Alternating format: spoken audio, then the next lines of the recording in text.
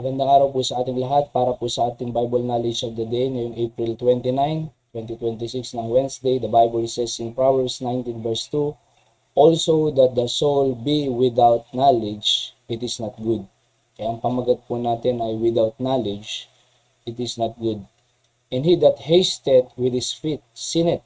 Yung nagmamadali sa kanyang mga paa or mga ginagawa, of course, diba? Yung action niya ay nagkakasala, sabi ng Biblia. Okay, so kung walang knowledge, hindi po maganda. Okay? And yung without knowledge po dyan ay daad sa Hebrew word na ang ibig sabihin ay ignorance of knowledge or unaware. Hindi niya alam ang nangyayari. Alright? Sa kanyang buhay. Kaya nga it is not good, sabi niya. Oo. So hindi maganda. Bakit? Ang knowledge kasi natin ng ating buhay na yan eh. Kung anong nasa isip mo, yun yung magiging action mo. At yung action mo na yan, yun ang habit mo. Yun yung magiging karakter mo. Buhay, mga kapatid. So in other words, kung walang knowledge, walang buhay. Diba? Kasi anong ibubuhay mo kung wala kang knowledge? Anong gagawin mo kung wala kang kaalaman? So, ganun din po sa ating Krisyanong buhay. Kung wala tayong kaalaman sa Diyos, paano tayo makakapamuhay sa gusto ng Diyos? Diba? Oho, kung wala tayong knowledge sa pagpapamilya, anong ating gagawin pag may pamilya tayo?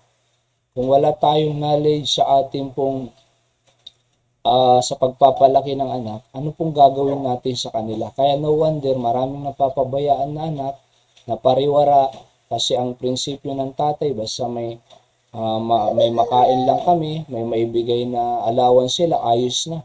Hindi po ayos. Kasi ang kailangan nila, knowledge from God, knowledge about life, knowledge about yung realidad ng buhay. Knowledge, saan sila pupunta, di ba? May knowledge ba sila pagdating sa patutunguhan ng kaluluwa nila pag namatay, di ba?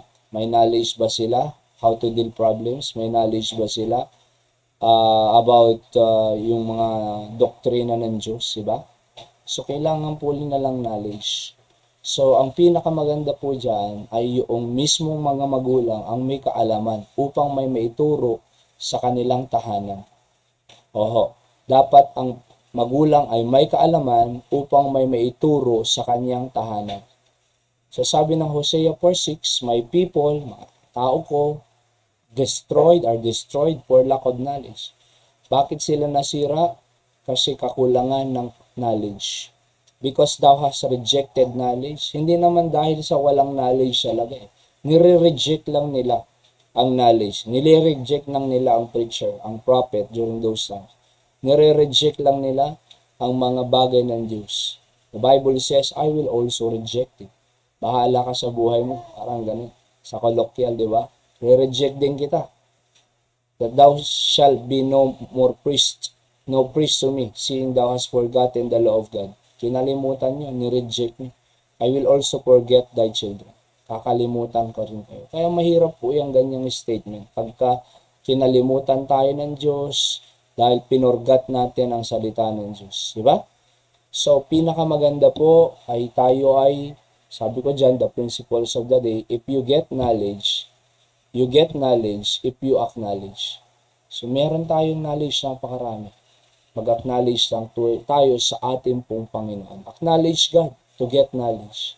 Yan po ang ating Bible knowledge of the day. God bless po.